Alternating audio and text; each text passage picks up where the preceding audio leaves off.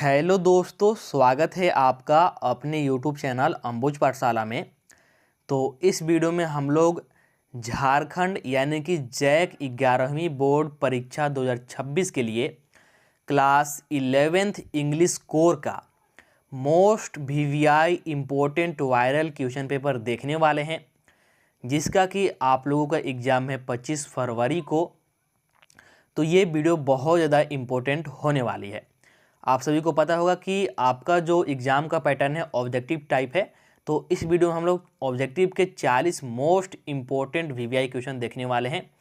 हर साल की तरह इस साल भी जितना मैं आपको करा रहा हूँ बस इतना करके जाइएगा, कंप्लीट करके जाइएगा। आप मैक्सिमम क्वेश्चन अटेम्प्ट करके आइएगा। मैं जितना करा रहा हूँ बस उतना कर लीजिए। आपको हर एक चीज़ यहाँ पर प्रॉपर तरीके से फुल एक्सप्लेनेशन के साथ कराई जाएगी। ठीक है, तो बस मैं जितना करा रहा हूँ उतना करते जाइए। सभी सब्जेक्ट का आपको फुल प्रिपरेशन कराया जाएगा। यह हमारा इंग्लिश कोर का पहला वीडियो होने वाला है। इसके बाद लगातार आपको नॉन स्टॉप सभी सब्जेक्ट का वीडियो मिलता रहेगा। ठीक है, तो इस वीडियो में क्लास 11th इंग्लिश कोर का most important original question paper type हम लोग देखने वाले हैं। ठीक है, ऐसा ही सेम टू सेम हूबहू आपको फाइनल एग्जाम में देखने को मिलेगा। तो जो भी आपका क्वेश्चन छप गया है, ठीक है, यहीं से आपका क्वेश्चन मिलने वाला है, यहीं से आपका क्वेश्चन भिड़ने वाला है।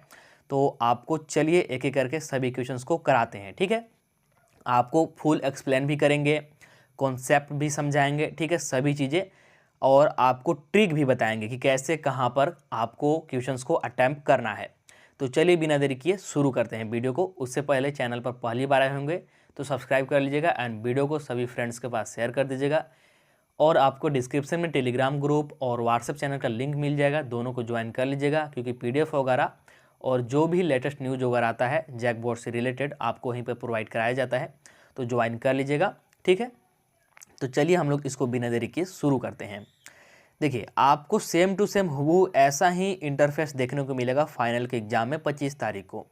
यहाँ पर आपका जैक लिखा हुआ रहेगा, क्लास 11 एग्जामिनेशन 2026 पेपर 1 रहेगा आपका इंग्लिश कोर का, और एमसीक्यू टाइप ही रहेगा। ठीक है, आपका ऑब्जेक्टिव टाइप ही रहेगा। 40 क्वेश्चन आपसे पूछा जाता है। ठीक है, 40 नंबर का 10 नंबर आपका इंटरनल असेसमेंट कराता है।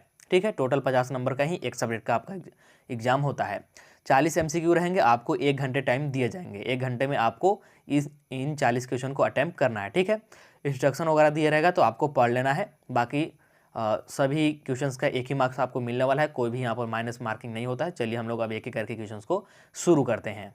तो क्वेश्चन शुरू करने से पहले आपको बता दें कि जो भी क्वेश्चन मैं करा रहा हूँ जैक बोर्ड में कई बार पूछे जा चुके हैं और यही क्वेश्चंस बार बार रिपीट होते रहते हैं, इसलिए आपको परेशान नहीं होना है। बस आपको जो कराया जा रहा है कंप्लीट कीजिए। तो चलिए शुरू करते हैं। सबसे पहले देखिए, आपको यहाँ पर पैसेज मिलेगा। देखिए क्या है, read the following passage carefully and answer the questions that follow. तो इस पैसेज को पढ़ के जो भी इससे रिलेटेड क्वेश्चन पूछे गए हैं उसका आपको आंसर करना है। अब देखिए यहाँ पर आपको ट्रिक बता रहे कि पैसेज वाले क्वेश्चन को कैसे अटेम्प्ट करना है। सबसे पहले आपको पैसेज को नहीं पढ़ना है। ठीक है, पहले पैसेज को मत पढ़िएगा, इससे आपका ज़्यादा टाइम वेस्ट होगा, ज़्यादा टाइम लगेगा। डायरेक्टली आप लोग क्वेश्चन पर आइएगा, उसके बाद क्वेश्चन से रिलेटेड हम लोग पैसेज में पॉइंट को खोजेंगे और डायरेक्टली हमको आंसर मिल जाएगा। ये ट्रिक होता है। ठीक है, इससे आप लोग क्वेश्चंस को कम समय में कर पाएंगे। देखिए, हम लोग बिना पैसेज को पढ़े सीधा क्वेश्चन पर आते हैं। देखिए, पैसेज तो चेंज करके ही आएगा, पैसेज कभी भी सेम नहीं पूछा जाएगा, हर बार पैसेज चेंज होता है। लेकिन पैसेज को कैसे करना है ये आप लोग समझ लीजिए। जैसे यहाँ पर देखिए, पहला क्वेश्चन क्या पूछा गया है, why do seals come to Novastoshnah. ठीक है, ये पूछा गया है। अब हम लोग चलेंगे पैसेज पर और देखेंगे कि नवास्तोसना से रिलेटेड किधर पॉइंट दिया गया है, और तुरंत से हमको आंसर मिल जाएगा। ठीक है, तो देखिए यहाँ पर देख सकते हैं नवास्तोसना का बात किया गया है, जैसे nobody come to Novastoshnah expect on business. ठीक है, लेकिन आंसर यहाँ पर आपको साफ साफ दिख जाएगा। देखिए, for Novastoshnah beach has the finest accommodation for seals of any piece in the world.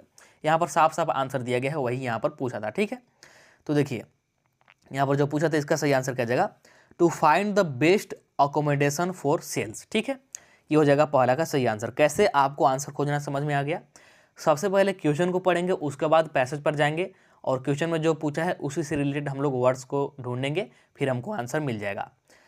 चलिए इसके बाद सेकेंड नंबर क्वेश्चन क्या पूछा है, कोई भी क्वेश्चन आपको ब्लर दिख सकता है तो वीडियो क्वालिटी को बढ़ा लीजिएगा। How does C Catch reach Novastoshnah every spring.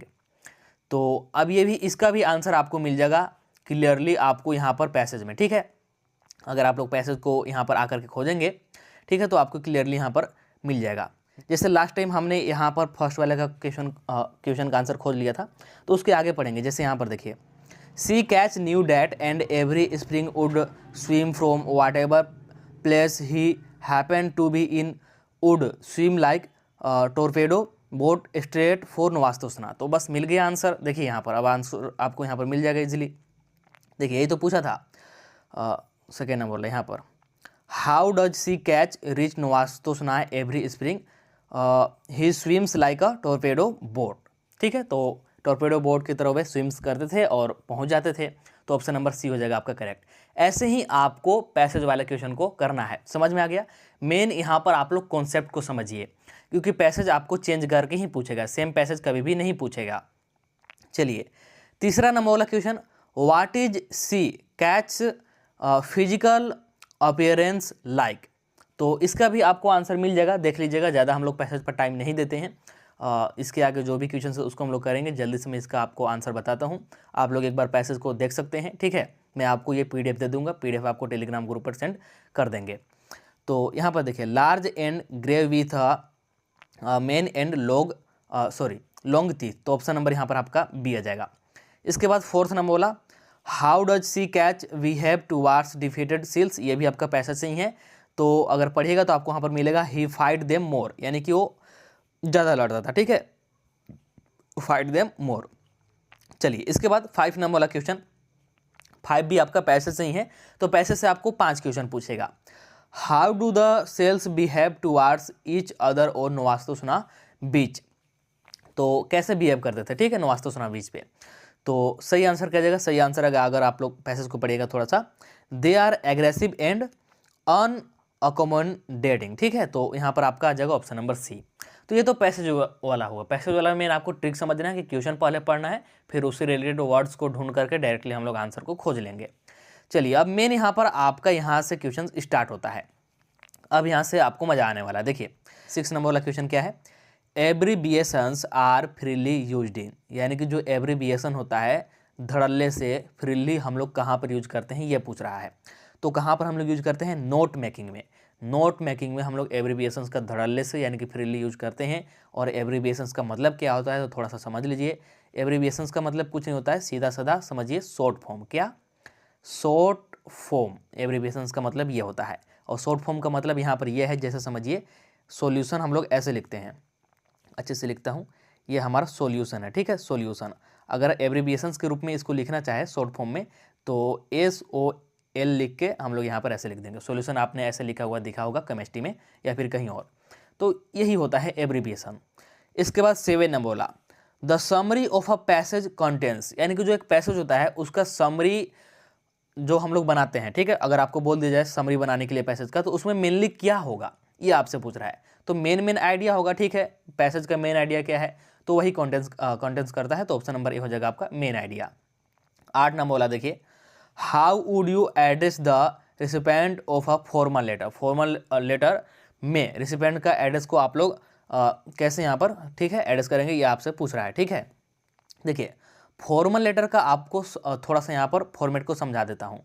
Formal letter का थोड़ा सा आप लोग यहाँ पर फॉर्मेट समझ लीजिए। क्या होता है, सबसे ऊपर में होता है हमारा सेंडर्स एड्रेस, और ये पूछ भी लेता है कि फॉर्मल लेटर में सेंडर एड्रेस कहाँ पे होता है। तो सबसे ऊपर में भी हमारा होता है सेंडर्स एड्रेस। ठीक है, सेंडर्स एड्रेस। इसके बाद हमारा आ जाता है क्या, इसके बाद हम लोग देते हैं डेट। ठीक है, इसके बाद देते हैं डेट। इसके बाद आ जाता है रिसीवर एड्रेस। ठीक है, रिसीवर एड्रेस आ जाता है, रिसीवर एड्रेस। उसके नीचे हमारा आ जाता है क्या, उसके नीचे हमारा आ जाता है सब्जेक्ट। उसके बाद हम लोग लिखते हैं नीचे सैल्यूटेशन। सैल्यूटेशन जानते हैं ना, डियर सर मैडम या फिर सर मैडम, वही होता है। तो वही पूछ रहा है, how would you address the recipient of a formal letter. तो हम लोग इसको एड्रेस करते हैं डियर सर मैडम से। अच्छा ध्यान दीजिए कि अगर ऑप्शन में ऐसे दे दे डियर सर मैडम और एक और ऑप्शन दे दे सिर्फ सर और मैडम, तो आपको प्रेफरेंस देना है सिर्फ सर और मैडम वाले को। ठीक है, डियर उतना अच्छा नहीं होता है, लेकिन यहाँ पर सिर्फ सर मैडम है नहीं, तो डियर सर मैडम हम लोग टिक करेंगे। ठीक है, समझ में आ गया। फॉर्मेट भी मैंने समझा दिया और कैसे हम लोग यहाँ पर एड्रेस करते हैं ये भी समझा दिया।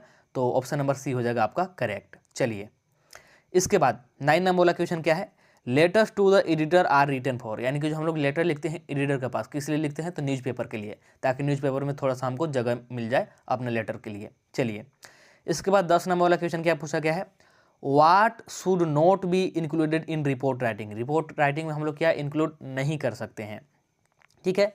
तो डाटा कलेक्टेड, जो डाटा कलेक्ट किया है, रिपोर्ट बना रहे हैं तो डाटा तो रहेगा, बात सही है, तो ये तो होगा। इसके बाद इन्फॉर्मेशन बाय विटनेस, यानी कि जो विटनेस ने इन्फॉर्मेशन बताई ये भी रहेगा, रिपोर्ट बना रहे हैं तो। क्या नहीं रहेगा तो पर्सनल कमेंट्स, यानी कि अपना खुद का कोई भी कमेंट्स यहाँ पर हम लोग ऐड नहीं कर सकते हैं, तो ऑप्शन नंबर ए हो जाएगा करेक्ट, क्योंकि हमसे पूछा था नोट बी इंक्लूडेड। चलिए इसके बाद 11 नंबर वाला क्वेश्चन देखिए, in report writing narration of the event is always done in. जो हम लोग रिपोर्ट लिखते हैं, रिपोर्ट राइटिंग करते हैं, जो नरेशन होता है इवेंट का, किसी भी घटना का, ये ऑलवेज कौन से फॉर्म में डन होता है, आपसे ये पूछ रहा है, ठीक है। तो ये होता है आपका हमेशा ही इमीडिएट पास्ट टेंस, यानी कि जो तुरंत तुरंत घटित हुआ हो। ऑप्शन नंबर आपका सी हो जाएगा करेक्ट, ठीक है। चलिए इसके बाद देखिए 12 नंबर वाला क्वेश्चन क्या पूछा गया है, what should be the first paragraph of an article be all about. What should be the first paragraph of an article be all about, यानी कि आर्टिकल का, एक आर्टिकल का जो पहला पैराग्राफ होता है किस बारे में होता है, आपसे ये पूछ रहा है, ठीक है। तो सही आंसर क्या जगह, सही आंसर जगह brief introduction of the topic. जिस भी टॉपिक पर हम लोग आर्टिकल लिखने वाले हैं उसी का सबसे पहले अच्छे से क्या रहता है, इंट्रोडक्शन रहता है, पहला या फिर बोल सकते हैं फर्स्ट पैराग्राफ में, ठीक है। समझ में आ रही होंगी चीज़ें। इसके बाद 30 नंबर वाला क्वेश्चन क्या पूछा है, what can be written in conclusion in article writing. Article writing के कंक्लूजन में क्या लिखा हुआ होता है, सजेशंस तो बिल्कुल लिखा हुआ रहता है, रेमेडिकल मेजर्स ये भी रहता है, ऑर्डर ये भी रहता है, नहीं एक मिनट, ऑर्डर नहीं रहेगा आपका, ऑर्डर नहीं रहेगा, यानी कि बोथ ए एंड बी हो जाएगा, ठीक है। सजेशंस और रेमेडियल मेजर्स रहेगा, ठीक है, रेमेडियल मेजर्स। तो ऑप्शन नंबर आपका हो जाएगा डी करेक्ट, ठीक है, ऑर्डर नहीं रहता है। तो चलिए ये भी हो गया, आगे बढ़ते हैं। अब 14 नंबर वाले पे क्या बोल रहा है, choose the grammatically correct sentence for the given jumbled words. तो अब यहाँ पर जम्बल वाला क्वेश्चन आ गया, ये जो इधर उधर करके दे देता है ना, और इसको हमको करेक्ट करना होता है, ठीक है, करेक्ट ग्रामेटिकली सेंटेंस बनाना होता है, इसी को जम्बल वाला क्वेश्चन बोलते हैं। और ये 3-4 क्वेश्चन पूछता है हर साल, बहुत ईजी होता है, कुछ नहीं करना होता है, आपको इधर उधर करके दे दिया, अब आपको इसको अच्छे से बैठाना है। तो कैसे बैठाएंगे थोड़ा सा समझ लीजिए। हम लोग सबसे पहले सब्जेक्ट को ढूंढ लेंगे, उसके बाद वर्ब को ढूंढ लेंगे, वर्ब को ढूंढ लेंगे, उसके बाद ऑब्जेक्ट। तो सब्जेक्ट वर्ब ऑब्जेक्ट, इस बेस पर हम लोग काम करेंगे, इजीली बन जाएगा। तो इसमें सब्जेक्ट क्या है, तो श्रीलंका देश का नाम है, तो यही हमारा सब्जेक्ट हो जाएगा, ठीक है। तो श्रीलंका, अब इसके बाद वर्ब जो भी है इज एम आर जो भी है, तो श्रीलंका इज एन, ठीक है, क्या आ जाएगा यहाँ पर, Sri Lanka is an island in the Indian Ocean. Indian Ocean हमारे यहाँ पर क्या आ जाएगा, ऑब्जेक्ट आ जाएगा। तो ऑप्शन नंबर कौन सा हो जाएगा हमारा, बी हो जाएगा करेक्ट। सब्जेक्ट को खोज लिए जो कि श्रीलंका था, वर्ब हो गया इज एम आर जो भी दिया है, यहाँ पर इज दिया था, इसके बाद इंडियन ओशियन या फिर जो भी है ये हमारा ऑब्जेक्ट हो गया, समझ में आ गया। तो Sri Lanka is an island in the Indian ocean.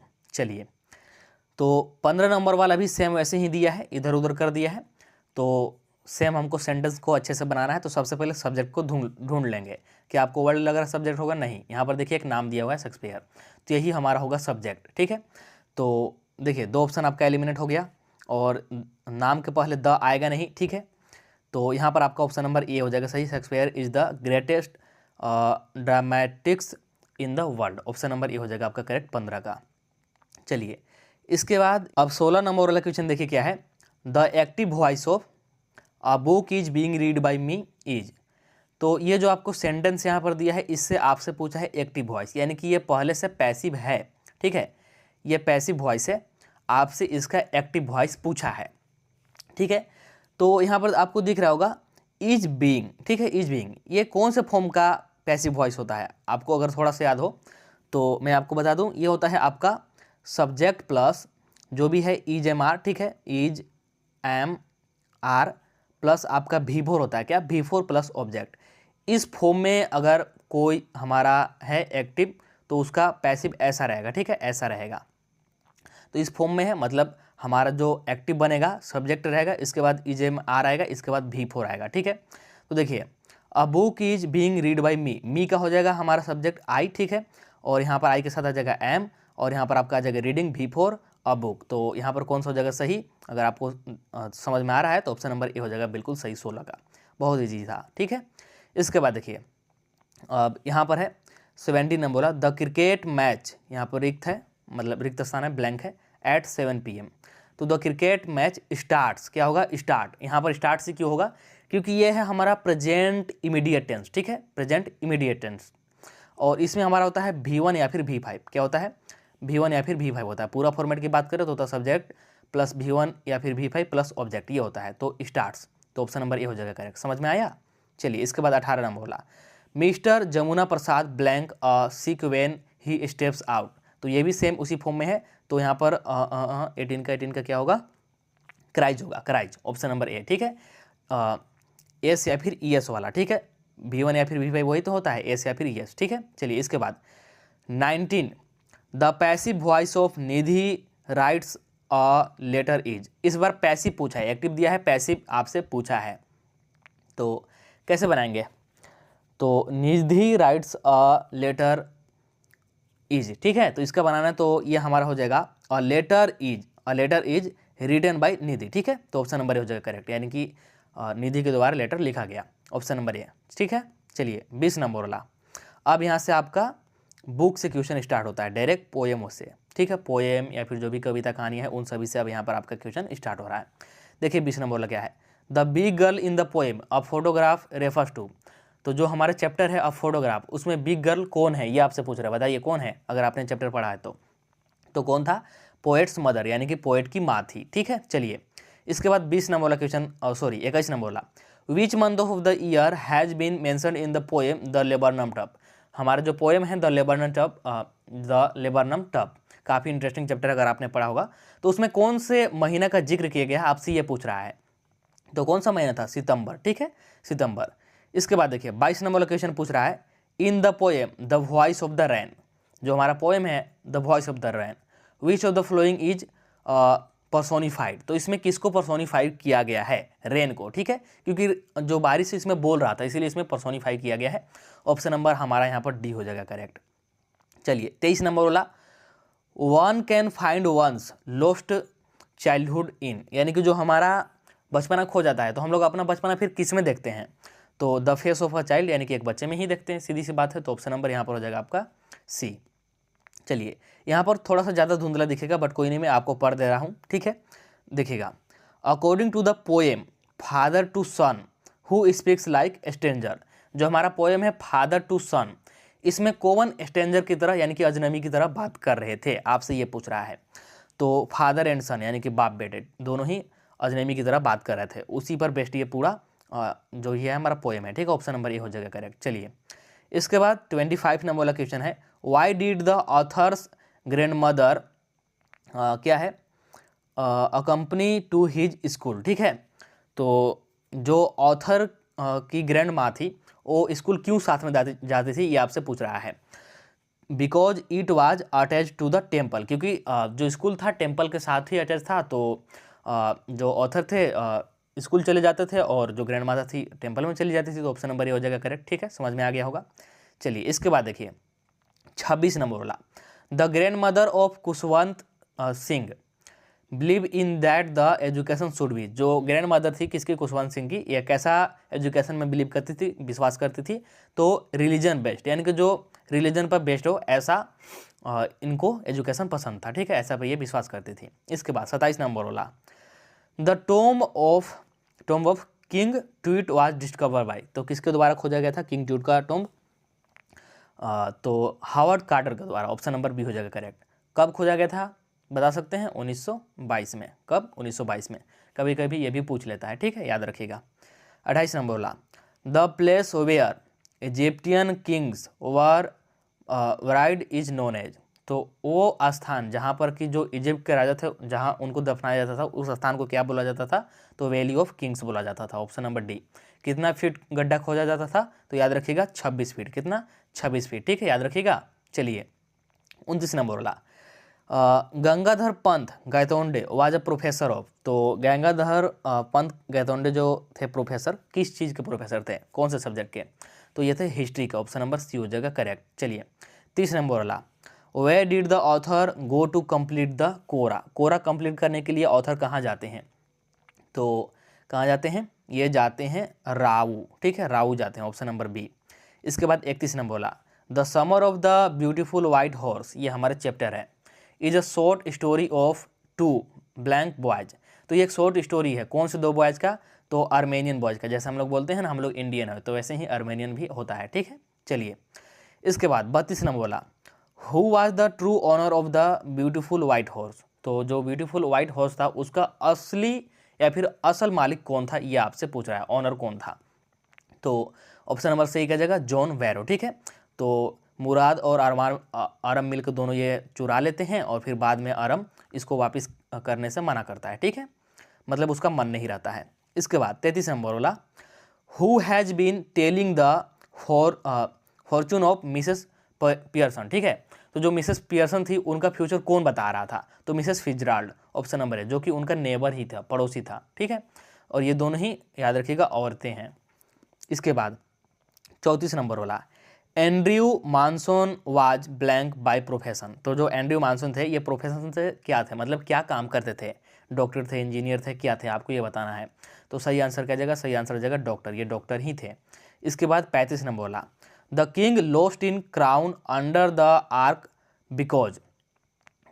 तो जो राजा थे अपना ताज खो देते हैं अंडर द आर्क, किस कारण? तो ये आपको बताना है, ठीक है, किस कारण?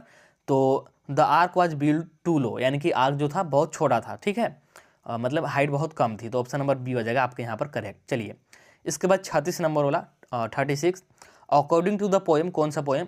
The tale of Melon City, who was finally hanged. तो जो हमारा पोएम है the tale of Melon City, इसके अकॉर्डिंग, ठीक है, इस पोएम के according who was finally hanged, कौन फाइनली हैंग्ड हो गया था? तो सही आंसर क्या जगह? द किंग, ठीक है, यानी कि राजा। इसके बाद आगे बढ़ते हैं 37 नंबर वाला 37, what took the place of the village dogs in grandmother's life in the city. यानी कि जो ग्रैंड मदर थी जब ये विलेज में रहती थी तो कुत्तों को जो भी था रोटी या फिर जो भी चीज़ें थी खिलाती थी, लेकिन जब ये शहर में चली गई तो वहाँ पर किसको खिलाती थी? तो एस्पैरोस को, याद रखिएगा एस्पैरो, ऑप्शन नंबर ये आ जाएगा आपका करेक्ट। इसके बाद 38 नंबर वाला question 38, the cardboard in the poem, कौन सा poem? A photograph show the picture of. तो जो हमारा पोएम है अ फोटोग्राफ, उसमें एक कार्डबोर्ड था, उस कार्डबोर्ड में किसका किसका पिक्चर था, आपसे ये पूछ रहा है। तो poet's mother and her two cousins, यानी कि पोएट की माँ और उनकी दो कजिन्स, ठीक है, सॉरी। चलिए इसके बाद 39 देखिए क्या है, how did the poet describe the top of the laburnum tree in the poem the laburnum top. जो हमारा पोएम है द लेबरनम टॉप, इसमें जो हमारा पोएट है लेबरनम टॉप के जो ऊपर वाला भाग होता है, ठीक है, जो ट्री है लेबरनम ट्री जो है उसके ऊपर वाले भाग को कैसे डिस्क्राइब करता है, किस तरह से डिफाइन करता है, ये आपसे पूछ रहा है, ठीक है। तो सही आंसर क्या जाएगा? स्टिल एंड साइलेंट, यानी कि शांत और एकदम स्टिल, ऑप्शन नंबर ए आ जाएगा आपका बिल्कुल सही। इसके बाद लास्ट है हमारे पास 40 नंबर वाला, who promoted the worship of the Aten the sun disc. तो ये थे एमेनोटेप 4, ठीक है, एमेनोटेप 4, यानी कि ऑप्शन नंबर डी आ जाएगा करेक्ट। इसमें बहुत सारा कन्फ्यूजन आता है तो इसको याद रखिएगा अच्छे से। तो 40 क्वेश्चंस को मैंने आपको एक एक करके करा दिया और कॉन्सेप्ट भी अच्छे से बताया है। आई होप कि आपको सभी चीज़ें अच्छे से समझ में आ गई होंगी। तो वीडियो को सबसे पहले लाइक कर दीजिए, अभी तक चैनल को सब्सक्राइब नहीं किए हैं तो चैनल को सब्सक्राइब कर लीजिए एंड वीडियो को सभी फ्रेंड्स के पास भी शेयर कर दीजिए। इसके आगे जितनी भी आपके सब्जेक्ट हैं, केमिस्ट्री, फिजिक्स, मैथ, सभी का एक एक करके कराया जाएगा। तो बस चैनल पर बने रहिए। चलिए मिलते हैं अब अगला वीडियो में।